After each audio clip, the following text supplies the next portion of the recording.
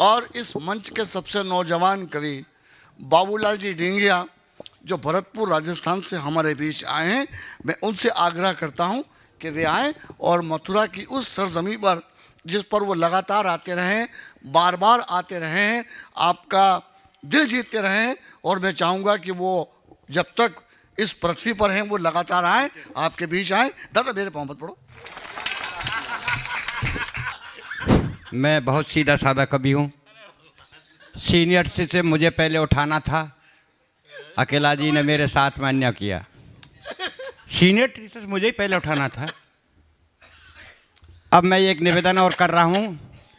मुफ्तलाल जी ने मुझे 6 तारीख में बुलाया था, साथ में पढ़ रहा हूँ। डबल लिफाफे की मेहरबानी हो, एक बार तालियां बजा। मैं आपका कोई खून नहीं पीऊँगा। ये कवि हैं जिन्होंने आपका खून पिया, खून पी पी के ना देखो कैसे मोटे हो गए। मैं तो वो को वही हूँ। और मैं कह रहा हूँ एक बात और सुनो साहब, ये कवि हैं जो सब ये कहते साहब मैंने दिल से लिखी है।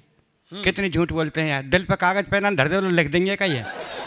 मैं लिखता हूँ हमेशा अपने हाथ से लिखता हूँ और देखता हूँ जो लिखता हूँ साहब।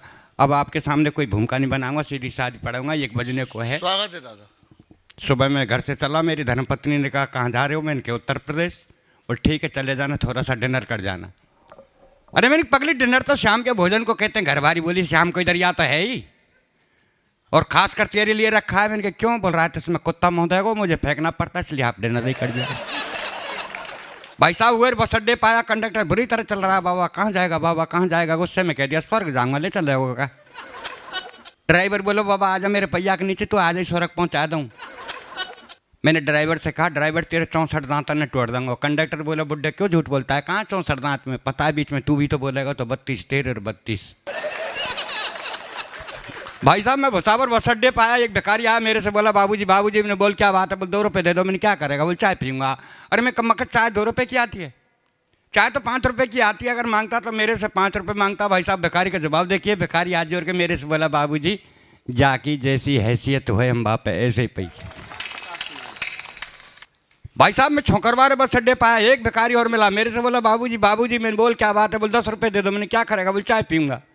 अरे मैं चाय 10 रुपये की आती है, चाय तो 5 रुपये की आती है। मांगता तो मेरे से 5 रुपये मांगता। भाई साहब भिखारी का जवाब देखिए। भिखारी हाथ जोड़ के मेरे से बोला बाबूजी 5 रुपये की मैं पीऊँगा, 5 रुपये की मेरी प्रेम का तो पिएगी। अरे मैंने कि तू भिखारी होकर के प्रेम का रखता है? बोल भाई के चक्कर में भिखारी बनी नहीं, तेरी तरह मैं हूँ महलन में रह रहा हूँ पहले। तो ऐसी बात है साहब, ये चुटकुलेबाजियों से बहुत लगा। मैं सीधी सादी कविताएं पढ़ रहा हूँ और मैं वो कविता जो देखता हूँ जो लिखता हूँ साहब। पहले नंबर तो भाई साहब ने भ्रूण हत्या के ऊपर एक रचना सुनाई, एक भाई साहब ने और सुनाई। लेकिन वो बेटी भ्रूण हत्या से बच जाती है, बच करके 18 साल की हो जाती है।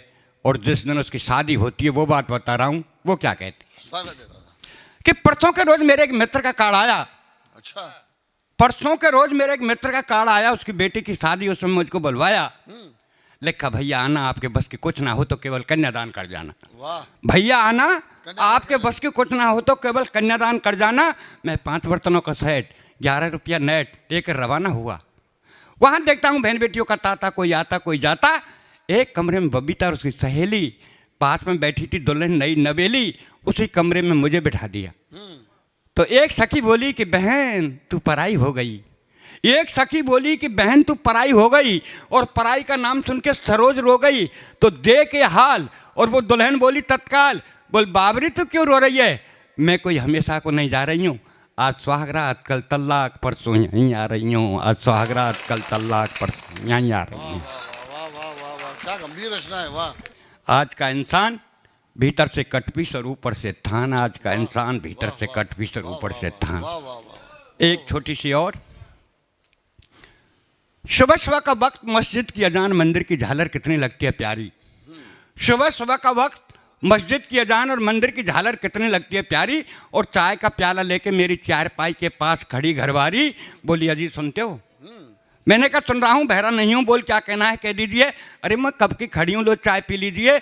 मैंने कहा सुबह सुबह का वक्त है, राम रहीम का नाम लेने दीजिए, इस चाय को 10 मिनट बाद दीजिए।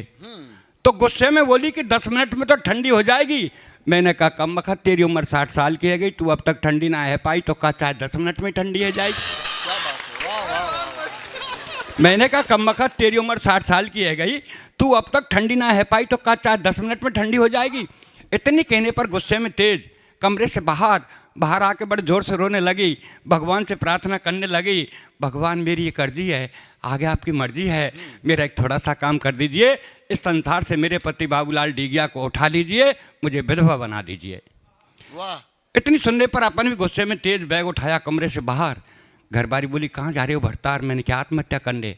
बोला आत्महत्या करनी है तो जल्दी कर लीजिए, ये भी आपके हित में होगा, और 4 दिन पीछे मरा तो तेरा दाह संस्कार नहीं होगा।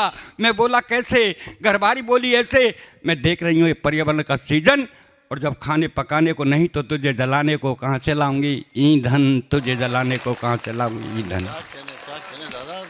मैंने कहा तू मेरे ईंधन की फिक्र मत कर, तेरा ध्यान किधर मैं समझाता हूँ। आवधर ठीक मेरे मरने के बाद शमशान घाट जाना और 5 हीटर रख के चली आना। बड़े बेटे को समझाना, बेटे जाना बटन दबाना, पापा को जला के घर चले आना। बोल ठीक है तेरे मरने के बाद शमशान घाट जाऊंगी, 5 हीटर रख के चली आऊँगी, बेटे को समझाऊंगी, बेटा जाएगा बटन दबाएगा, तुझे जला के घर चला आएगा। पर एक बात बता, तू जलने के बाद पता नहीं स्वर्ग या नरक जाएगा, पर इस महंगाई में जो 5-5 हीटरों का बिल आएगा उसे का तेरा बाप चुकाएगा, उसे का तेरा बाप चुकाएगा। 1-2 मिनट की रचना और कि मेरा 6 वर्षीय बच्चा दौड़ता हुआ मेरे पास आया और बोला पापा गजब हो रहा है, अपनी कॉलोनी में जलने वाला रावण अब की बार नहीं जल रहा है। मैंने कहा नहीं बेटे रावण जलेगा, ऐलान हो चुका है, पर वो ऐसे वैसे नहीं राम के बाण से जलेगा। अरे बोल पापा सच मान, रामचंद्र जी खूब चला रहे हैं बाण, फिर भी नहीं जलने श्रीमान। तो बच्चे को लेकर साथ में रामलीला मैदान में आया, देखकर दृष्टि में भी चकराया, राम चला रहे थे बाण, रावण के चेहरे पर मुस्कान, उनके मुख से एक ही आवाज़, मैं नहीं जलूंगा आज। तब एक सज्जन भीड़ में से धारता हुआ रावण को पुकारता हुआ बोले रावण तू नहीं जलेगा तो क्या तेरा बाप जलेगा? तेरे बदन में लगे पटाखों से हम लोगों को मजा आएगा। रावण घुर्राया, 10 शीशों को उसकी तरफ घुमाया और बोला बोल मूर्ख तू कहाँ से आ रहा है? मुझे हर साल जलता देखता है, फिर भी तेरा पेट नहीं भरता है, और अगर तुझे जलना ही देखना है तो तेरा हिंदुस्तान देख ले, समूचा हिंदुस्तान संप्रदाय की आग में जल रहा है, जलना ही देखना चाहिए। तब चड्डियों का लेकर सारा मैं ऊपर तक चढ़ा और धीरे से रावण के कान में कहा भैया रावण जल जाओ, ये जनता परेशान है, दिल मत दिखाओ। रावण बोला मुझे बेवकूफ़ मत बनाओ, आप अपने घर जाओ। मैं बोला क्यों? रावण बोला यूँ अध्यापक परीक्षार्थी परीक्षाओं के समय में, रोडवेज वाले शादियों के दिनों में, सूरज हमेशा सर्दियों में, बिजली वाले गर्मियों में, ये वक्त आने पर नहीं मानते, ये 1-1 साल में 4-4 बार करते हैं, इसलिए दशहरे का दिन है आज हम भी हड़ताल करते हैं। दशहरे का दिन है आज हम भी हड़ताल करते हैं। मैंने कहा भैया तेरा मांग पत्र हो तो मुझे बताओ, मैं रामचंद्र जी से आपका समझौता कराता हूँ। क्या रामचंद्र जी से समझौता?